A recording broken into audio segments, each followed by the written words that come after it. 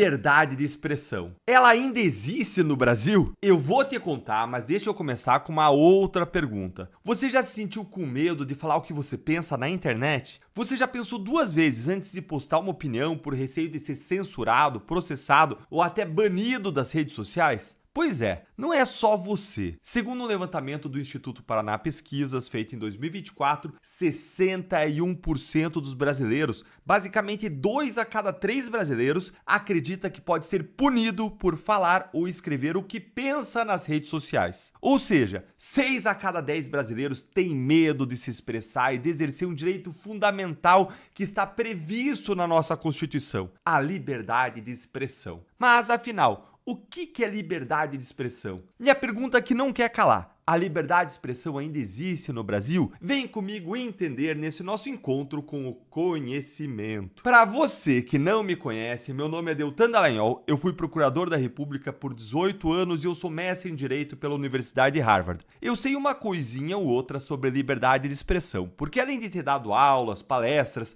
cursos sobre esse tema, eu também atuei de modo firme nessa área quando eu fui deputado federal no Congresso Nacional. Mas o que talvez me qualifique mais para falar disso é o fato de que eu já sofri na pele o que é a censura. E o meu objetivo com esse vídeo é que você entenda um tema central do mundo da justiça e da política. Mas bora lá! O que é liberdade de expressão? Liberdade de expressão é o direito que cada indivíduo tem de manifestar suas ideias, opiniões, crenças e sentimentos, sem interferência ou punição do Estado. Além de ser um direito, ela é um dos pilares mais importantes de uma sociedade democrática, o que dá para ela uma primazia em relação aos outros direitos fundamentais. Sem a liberdade de expressão, o debate público morre, a imprensa silencia e o cidadão vira apenas um espectador passivo, ou então um escravo oprimido. No Brasil, esse direito está garantido logo no artigo 5º da Constituição Federal, no inciso 4, que diz: é livre a manifestação do pensamento, sendo vedado o anonimato. Isso quer dizer que você pode expressar a sua opinião,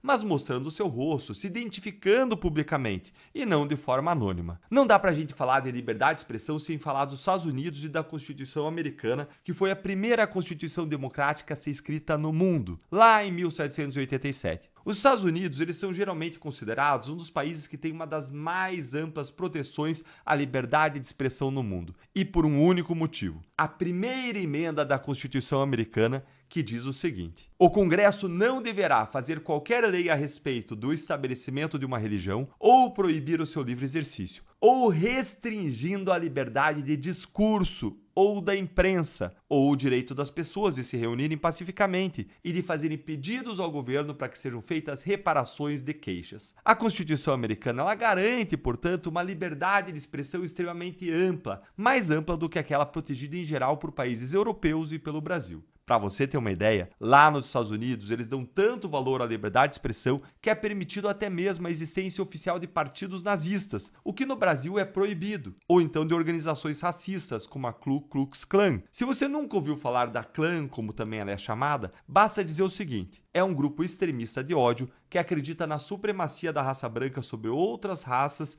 e pratica violência, linchamentos, assassinatos e terrorismo. Mas aqui é importante um esclarecimento. O fato de os Estados Unidos permitirem que esse tipo de pensamento tenha espaço por lá não é um endosso a essas crenças e práticas, que quando saem do discurso e se transformam em violência, são punidas duramente. Na verdade, o que há nos Estados Unidos é a ideia de que, por mais horrível, odiosa ou desagradável que seja a opinião de alguém, essa pessoa tem o direito fundamental de ter essa opinião. A censura, em vez de combatê-la, pode fazer essa opinião ruim crescer. O melhor remédio para ideias equivocadas são ideias melhores. Ou seja, o que existe nos Estados Unidos é uma defesa intransigente do princípio da liberdade de expressão e não crenças preconceituosas e intolerantes. Não é uma proteção específica sobre o preconceito, sobre a ideia de intolerante, mas sim sobre ideias em geral, sobre opiniões em geral. E a ideia de que se você restringe algo que você considera indevido, daqui a pouco vão estar restringindo a tua própria opinião a critério de alguém que discorda de você. Dá para resumir a liberdade de expressão dos Estados Unidos com a seguinte frase da escritora inglesa Evelyn Beatrice Hall: discordo do que você diz, mas eu defenderei até a morte o seu direito de dizê-lo. Portanto, a visão americana a respeito da liberdade de expressão é de que ela deve ser garantida ao máximo, admitindo-se até mesmo discursos inflamados, raivosos ou até aqueles discursos de ódio. Vamos voltar agora para o Brasil para aprofundarmos ainda mais a nossa compreensão do direito, do conceito de liberdade de expressão por aqui, que é central em qualquer democracia, inclusive aqui no Brasil, ou pelo menos deveria ser. Vamos fazer uma brincadeira. Eu vou trazer agora um conceito de liberdade de expressão dado por um famoso jurista brasileiro e eu te desafio a adivinhar quem que é esse jurista. Bora lá? Vamos ver o que ele escreveu. Ele disse: a liberdade de expressão em seu aspecto positivo significa que o cidadão pode se manifestar como bem entender, enquanto em seu aspecto negativo se proíbe a ilegítima intervenção do Estado por meio da censura prévia, devendo, contudo, submeter-se posteriormente à responsabilidade civil e criminal e ao direito de resposta. No entanto,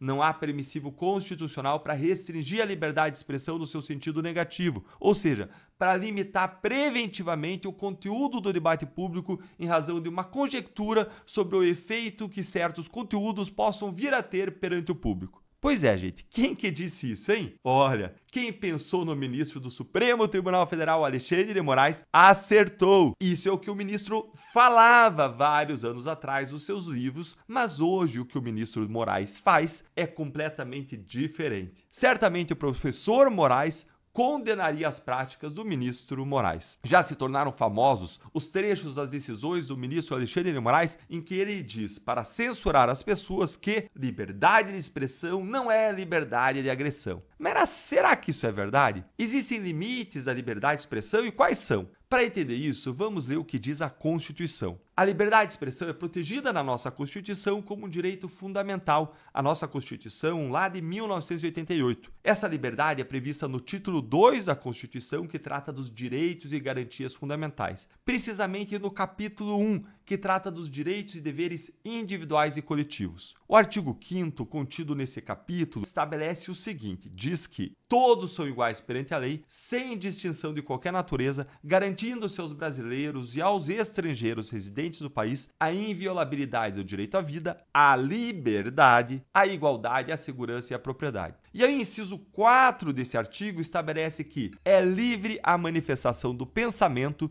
sendo vedado o anonimato. Ok, Dan, você já explicou que o anonimato é proibido, ou seja, eu tenho que mostrar a cara quando eu der uma opinião. Mas existem aí outros limites? Sim, existem. E derivam da colidência ou da colisão, do conflito da liberdade de expressão com outros direitos fundamentais. O exercício da liberdade de expressão não pode ultrapassar a linha da lei, ou seja, ela não inclui alguns crimes bastante específicos previstos na nossa legislação, como os crimes contra a honra, a calúnia, que é acusar alguém falsamente de um crime, a difamação, que é atribuir um fato ofensivo à reputação de alguém, ou então a injúria, que é ofender diretamente a dignidade ou o decoro de alguém. Por exemplo, quando você xinga alguém. Os crimes de racismo, de incitação ao crime e apologia ao crime, ou então ao nazismo, também são discursos proibidos por lei, porque representam uma ameaça concreta a outras liberdades e direitos fundamentais. Em resumo, você pode dizer muita coisa, mas você não pode dizer qualquer coisa. E é extremamente importante que você saiba até onde você pode ir